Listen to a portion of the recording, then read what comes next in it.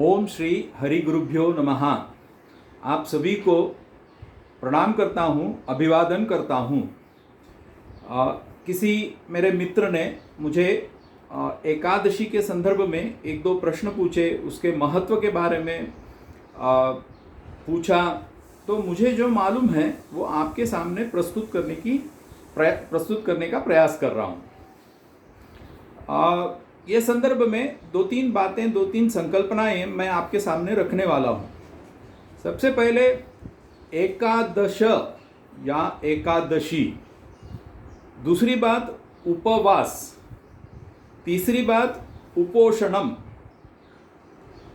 और एक बात है अन्न त्यागः, अन्नम वर्जयेत, उपवासम अनुष्ठयेत।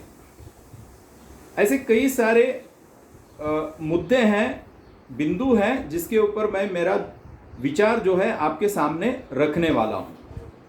थोड़ा सा आगे पीछे हो सकता है, गलतियां हो सकती है, तो क्षमा करें। पहली बात यह है एकादशी। एकादशी का मतलब होता है संस्कृत में 11वां, 11th। तो 11th डे को जब हम व्रत करते हैं उसको एकादशी कहते हैं। इसके पीछे एक कथा भी है, अर्थात समय कम होने के कारण संक्षिप्त में बता रहा हूँ।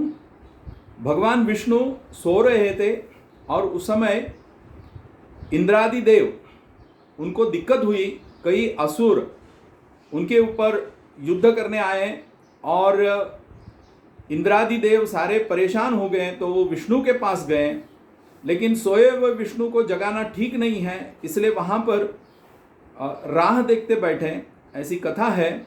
और 11वां दिन विष्णु के शरीर से एक स्त्री, एक महिला, एक देवी बाहर प्रकट हो गई, और 11वां दिन होने के वजह से एकादशी ऐसा कहा गया। और वो देवी ने सारे असुरों को संहार किया और इंद्रादि देवों का रक्षण किया। तो इस वजह से एकादशी है। और उसी दरमियान जो विष्णु और वो देवी के बीच में बातचीत होती है, वो बातचीत में ये कहा गया कि 11वां दिन जो व्रत रखता है, उपवास करता है, उसको विष्णु पद ये प्राप्त होता है, ऐसे विष्णु ने वचन दिया। ऐसी कथा है, भागवत में ये कथा मिलती है। अर्थात इसको आगे थोड़े से समझने की जरूरत है। एकादश मतलब 11। ये 11 क्या चीज हो सकती है? इसका उल्लेख मनुस्मृति में मिलता है। मनुस्मृति में हमारे जो इंद्रिय है, 5 कर्मेंद्रिय, 5 ज्ञानेंद्रिय, मतलब कर्मेंद्रिय, ज्ञानेंद्रिय, ये आपको पता होगा। यदि नहीं है तो आप इसके बारे में पुस्तक उपलब्ध हैं, बहुत सारे बुक्स है, इंटरनेट में वगैरह उपलब्ध है, इसके बारे में जानकारी जरूर ले लीजिए। कर्मेंद्रिय और ज्ञानेंद्रिय ये 10 हो गए, और मन, अपना मन, तो इसको मिलाते हुए 11 हो गया। और मन के आगे फिर आत्मा वगैरह, लेकिन आत्मा तो नित्य, शुद्ध, बुद्ध, मुक्त, ऐसे सारी चीज़ें हैं। तो मन तक सीमित रहता है, क्योंकि मन भी अपना है और मन को भी महत्व है। और शायद ऐसा बताया जाता है, मन के वजह से ही हमारे हाथों से, हमारे कर्मेंद्रियों से, ज्ञानेंद्रियों से पाप और पुण्य कर्म जो है या घटनाएं होती रहती है।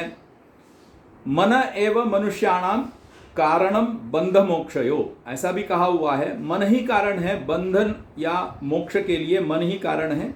तो इंद्रिय 10 और मन मिलाते हुए 11 होता है, एकादश होता है।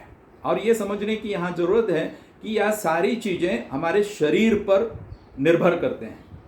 यदि शरीर नहीं है तो इंद्रिय नहीं है, या शरीर और इंद्रिय और मन ये एक साथ ही है। और इसी वजह से शरीर को, मतलब हम ठीक तरह से रखें, यदि हमारे मन को हम ठीक तरह से रखें, और ये जो इंद्रिय है, इंद्रियों के ऊपर हम नियंत्रण कर पाएं, संयमन कर पाएं, संयम कर पाएं, तो हमारा जीवन जो है सुखी होगा, ये हेतु है। अभी ये कैसा हो सकता है? क्योंकि इंद्रियों को काबू करना, इंद्रियों को नियंत्रण में रखना ये तभी होगा जब हम शरीर के ऊपर और मन के ऊपर नियंत्रण रखेंगे। तो शरीर और मन के ऊपर नियंत्रण रखने के हेतु से जो व्रत रखा जाता है वो व्रत को महत्व आ जाता है, इसीलिए एकादशी को महत्व आ जाता है। अभी इसमें दूसरा शब्द जो आया हुआ है कि उपवास, उपोष्य, उपोषणम, ये सारी बातें कही गई है। उपोषणम यानी उस दिन हम निराहार रहते हैं, हम कुछ खाते नहीं हैं। इस संदर्भ में और भी बातें हैं, आगे बताऊंगा। तो कहीं कहीं बताया हुआ है कि उपोष्य ये शब्द प्रयोग आया हुआ है, उपोषणम ये शब्द प्रयोग आया है। तो उस दिन हम निराहार रहते हुए व्रत आचरण करते हैं। अभी व्रत यानी क्या है ये भी समझने की जरूरत है। तो इसको समझने के लिए उपवास ये शब्द ज़्यादा उचित लगता है। उप और वास ये दो मिलाते हुए ये शब्द है। उप यानी समीप, वास यानी निवास करना। तो किसके साथ रहना, किसके समीप रहना? भगवान के समीप रहना, ईश्वर के सानिध्य में रहना। अभी ईश्वर सानिध्य, इसको कैसा समझना चाहिए? ईश्वर सानिध्य यानी जहाँ पर परम आनंद है, परम सुख है, जहाँ पर प्रकाश ही प्रकाश है, तेज ही तेज है, अंधेरा नहीं है, गलत चीज़ें नहीं हैं, गलत विचार नहीं है, सदाचार है, सदाचरण है। ये सब ईश्वर को बताता है, यानी ईश्वर यानी ये सारी चीज़ें मिलाते हुए हैं। तो यानी इस दिन हम उपवास करना यानी क्या? हमारे मन में ईश्वर चिंता, सदाचार की चिंता, सदाचरण की चिंता, अच्छे विचारों को लाना, ये अपेक्षित है। और इसी वजह से मन भी, इंद्रियों के साथ मन के ऊपर भी नियंत्रण और संयम बनाने की बात कही हुई है। मतलब थोड़ा सा एक दो शब्द और बढ़ाते हुए समझा देता हूँ। यदि हम सोचते हैं कि एकादशी के दिन हमने खाना नहीं खाया, निराहार रहे, और फिर हम सिनेमा देखने के लिए गए, क्लब में चले गए और कहीं चले गए, हाँ, इससे नहीं मेरा व्रत है, आज मेरा उपवास है, मैंने खाना नहीं खाया है, लेकिन आपके मन में सदाचार नहीं है, अच्छे विचार नहीं है, ईश्वर की स्मृति नहीं है, ईश्वर के चिंतन स्मरण करना ये नहीं है, तो फिर वो व्रत पूर्ण नहीं होता है। इसी कारण मन को भी उसके साथ जोड़ा हुआ है, और मन में सतत, मतलब उस दिन कम से कम हमारे मन में अच्छे विचारों को लाने की आवश्यकता है, तभी एकादशी पूर्ण होती है, ऐसे समझने की आवश्यकता है।